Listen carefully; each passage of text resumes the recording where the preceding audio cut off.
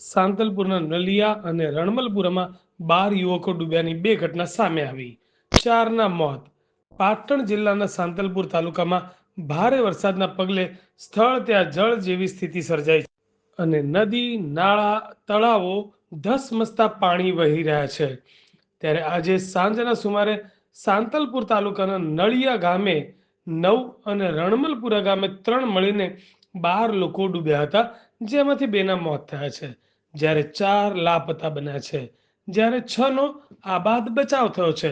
બનાવના પગલે ભારે ગમગીની સાથે સમગ્ર તાલુકામાં ભારે દોડધામ મચી છે.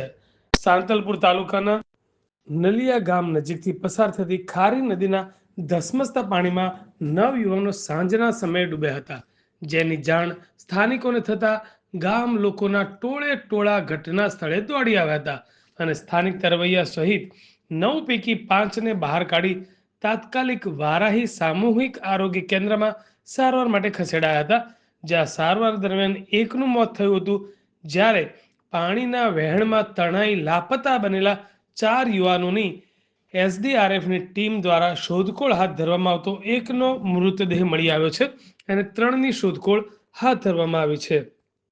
આ ઉપરાંત રણમલપુરા ગામે 3 યુવાનો ડૂબ્યા હતા, જેમાંથી રાજુસરા ગામના સ્થાનિક તરવૈયાઓ દ્વારા 2ને બચાવી લેવામાં હતા, જ્યારે ઇરફાન રમઝાન મલિક ઉંમર વર્ષ 19 લાપતા હોય ફાયર બ્રિગેડની ટીમ દ્વારા તેની શોધખોળ હાથ ધરવામાં આવી છે.